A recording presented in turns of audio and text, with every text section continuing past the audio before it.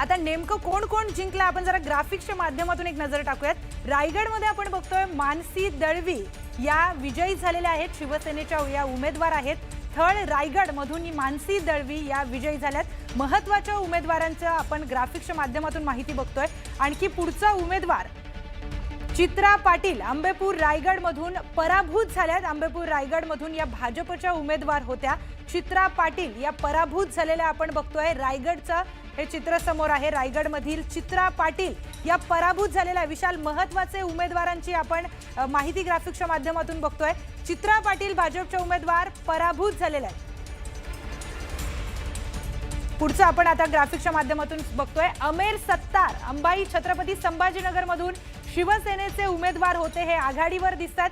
अब्दुल सत्तारचा अर्थातच त्यांच्या पाठीशी त्यांचा पाठिंबा आहे। त्यांच्याकडून अब्दुल सत्तार यांनी बरीच ताकद त्यांच्यासाठी लावलेली होती आणि आता ते आघाडीवर दिसतात। जी ताकद अब्दुल सत्तारने लावलेली आहे छत्रपती संभाजीनगरमध्ये त्याचं चित्र आपण अमेर सत्तार यांच्या मार्फत बघू शकतोय। आता ते आघाडीवर आहेत। आणखी पुढे काय चित्र समोर येते ते देखील आपण पाहणार आहोत। पुढचा महत्त्वाचा उमेदवार आपण पाहूयात। इतरही महत्त्वाचे उमेदवार आपण बघतोय। चित्रा पाटील या भाजपच्या उमेदवार या पिछाडीवर आहेत। बिलकुल चला ट्रॅक्टर काय अपडेट घेऊन येतंय ते आपण जाणून घेऊया। ट्रॅक्टरवरचं अपडेट आपण जर लक्षात घेतलं तर एका पाठोपाठ एक निकाल जे ते स्पष्ट होताना दिसत आहेत। तर अलिबाग थळ मतदारसंघातून शिवसेनेच्या मानसी दळवी या विजयी झालेल्या आहेत। अलिबागचे आमदार महेंद्र दळवींच्या पत्नी या विजयी झालेल्या आहेत। आपण बघतोय की आमदारांनी आता घरातलाच उमेदवार जो तो राखलेला आहे। महेंद्र दळवींच्या पत्नी मानसी दळवींचा या ठिकाणी विजय झालेला आहे। अलिबाग थळ मतदारसंघातून शिवसेनेच्या मानसी दळवी विजयी झालेल्या आहेत। त्याच्यामुळे आमदारांनी आपली घरातली सीट जी आहे ती राखली आहे। तर निश्चितच विशाल आपण आता थेट जाऊयात रत्नागिरीमध्ये काय घडतंय ते आपण आता पाहूयात। रोपवे च्या मार्फत आपण बघतोय विशाल भाजप एक जागेवर आघाडीवर इथे दिसतंय। तर शिंदेची शिवसेना 16 जागांवर रत्नागिरीमध्ये आघाडीवर दिसून येते। सगळ्यात मोठा पक्ष शिंदेची शिवसेना रत्नागिरीमध्ये दिसून येते। आत्ताचं हे चित्र आहे। काँग्रेसला अजूनही खातं उघडता आलं नाही। रत्नागिरीमध्ये राष्ट्रवादी काँग्रेस मात्र एक जागेवर आघाडीवर आहे आणि अपक्ष विशाल अपक्ष एक जागेवर आघाडीवर आहे, पण काँग्रेसला अजून तिथे खातं उघडता आलेलं नाहीये। रत्नागिरीचं आपण हे चित्र बघतोय। शिंदेची शिवसेना रत्नागिरीमध्ये आघाडीवर दिसून येत आहे। विशाल तुमच्या ट्रॅक्टरकडे आम्ही पुन्हा येतोय। ट्रॅक्टर काय डेटा घेऊन येतोय पुन्हा? बिलकुल कार्यकर्त्यांनी जो आपला काका तात्या मामा दादा यांना निवडून आणण्यासाठी जोर लावलेला होता त्याच्याबद्दलचं अपडेट आता समोर येताना दिसत आहे। अलिबागमध्ये शिवसेनेच्या रसिका राजा केणी या विजयी झालेल्या आहेत। हेच ते अलिबाग जिथं शेतकरी कामगार पक्षाचा जोरदार जोर आहे आणि एकूणच आपण जर पाहिलं तर अलिबागमध्ये शेकापला मोठा धक्का बसलेला आहे।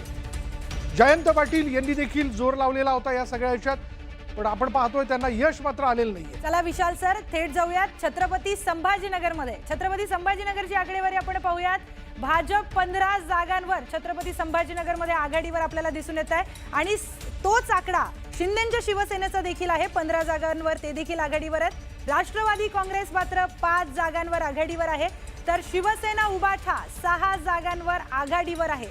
काँग्रेसचा आपण बघतोय 2 जागांवर काँग्रेस आघाडीवर आहे। एकेकाळी छत्रपती संभाजीनगर हा शिवसेना उबाठाचा बाले किल्ला होता। आता आपण बघतोय शिवसेना उबाठा फक्त 6 जागांवर तिथे आघाडीवर आहे आणि भाजप मात्र छत्रपती संभाजीनगरमध्ये आघाडीवर आपल्याला दिसून येत आहे। विशाल बिलकुल पुन्हा एकदा ट्रॅक्टरवरनं अपडेट आपण घेऊन येऊयात। न्यूज 18 मराठीच्या स्क्रीनवरती आपल्या दर्शकांकरता बघा कार्यकर्त्यांनी एकूण लावलेला जोर आणि त्याचा हा सगळा परिणाम समोर येताना दिसतोय। कळंब डिकसळ झेडपी गटातून आपण जर पाहिलं तर भाजपचे उमेदवार विजयी झालेले आहेत। तर डिकसळ पंचायत समिती गणातून शिवसेनेचे नामदेव जाधव हे विजयी झालेले। तर लोहटा पंचायत समिती गणातून भाजपच्या इंदुबाई ओहाळ यांनी विजय मिळवलेला आहे।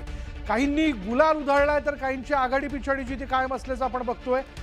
तर आपण जर पाहिलं तर डिकसळ पंचायत समिती गणातून शिवसेनेचे नामदेव जाधव विजयी झाले।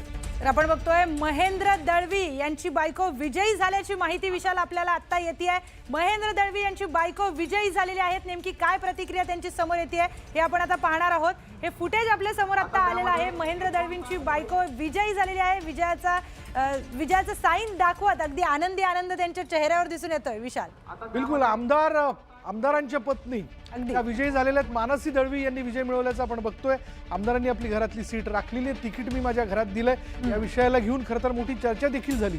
पण ही चर्चा झाल्यानंतर कार्यकर्त्यांनी देखील आपल्या आमदाराकरता, आमदारातल्या घरातल्या उमेदवाराकरता जोर लावला, प्रचार केला आणि त्याचा परिणाम स्वरूप आपण बघतोय की या मानसी दळवी या विजयी झालेल्या आहेत. अर्थात याबद्दलच्या भावना देखील त्यांनी न्यूज 18 मराठीकडे व्यक्त केलेल्या आहेत. पण विजयी, व्ही फॉर व्हिक्टरी असं दाखवत कार्यकर्त्यांच्या बरोबरीने हा विजयाचा आनंद त्या व्यक्त करताना दिसत आहेत. त्याच्यामुळे आता घरातच आमदार आणि घरातच झेडपी सदस्य असं आपण म्हणू शकतो. अगदीच आहे विशाल. आमदार महेंद्र दळवी यांच्या पत्नी मानसी दळवी विजयी झाल्या आहेत. विशाल, आम्ही तुमच्याकडे पुन्हा येतोय. तुमचे ट्रॅक्टरमध्ये काय डेटा आता आणखी नवीन आलाय, काय अपडेट समोर येत आहेत? बिलकुल, ट्रॅक्टर काय अपडेट घेऊन आलेलं आहे बघा. ट्रॅक्टरवरती जर आपण पाहिलं तर अलिबाग थळ मतदारसंघातून शिवसेनेच्या मानसी दळवी विजयी झाल्याचं आपण बघितलं. मी जसं थोड्यापूर्वी उल्लेख केला की महेंद्र दळवी यांच्या त्या पत्नी आणि अर्थात घरातलं हे तिकीट जे आहे ते त्यांनी राखलेलं आहे. कार्यकर्त्यांनी देखील जोर लावलेला होता. या सगळ्याच्यात आपण जर पाहिलं तर या संपूर्ण रायगड परिक्षेत्रामध्ये राष्ट्रवादी काँग्रेसचा देखील जोर होता, सुनील तटकरेंनी देखील जोर लावलेला होता. पण मानसी दळवी यांनी विजय मिळवला आहे आणि विजयाचा गुलाल ठिकठिकाणी उधळला जातोय. कार्यकर्ते जोमात आहेत, नेते देखील अगदी जोमात आहेत आणि या ठिकाणी आपण जर पाहिलं तर महाडमध्ये विजयी जल्लोष जो आहे तो केला जातोय. महाडमध्ये जर आपण पाहिलं तर भरतशेठ गोगावले यांच्या मुलाने देखील विजय मिळवलेला आहे आणि त्याचीच ही दृश्य आपण बघतोय. विजय गुलाल उधळत अगदी खांद्यावरती आपल्या नेत्याला घेऊन आता तिथे आनंद जो आहे तो व्यक्त केला जातोय. अर्थात हा विजय आहे कार्यकर्त्यांच्या मेहनतीचा. कार्यकर्तेच खरं तर शेवटच्या मतदारापर्यंत पोहोचण्याकरता प्रियंका इथे जोर लावत असतात. कारण झेडपीचं मतदान जर आपण पाहिलं, पंचायत समितीचं मतदान जर आपण पाहिलं तर घरटी मतदान हे लक्षात असतं, ते मोजलं जातं. घरातनं किती सदस्य मतदानाकरता बाहेर पडले यावरती देखील सगळ्यांचं लक्ष असतं आणि त्यावरनं खरं तर कोणाचा कौल कोणाकडे जाऊ शकतो याचा अंदाज जो आहे तो व्यक्त केला जातो. अगदीच आपण महाडचं हे चित्र बघतोय. महाडमध्ये विजयाचा गुलाल उधळला जातोय. भरतशेठ गोगावले यांचे पुत्र विकास गोगावले तिथे विजयी झालेले आहेत. विजयाचा विश्वास त्यांनी व्यक्त केलेला होताच आणि ते विजयी देखील झालेले आहेत. रायगड जिल्ह्यामध्ये एकंदरीतच आपण जे राजकारण बघत होतो तर भरत गोगावले यांचे पुत्र आपण बघतोय विकास गोगावले हे विजयी झालेले आहेत.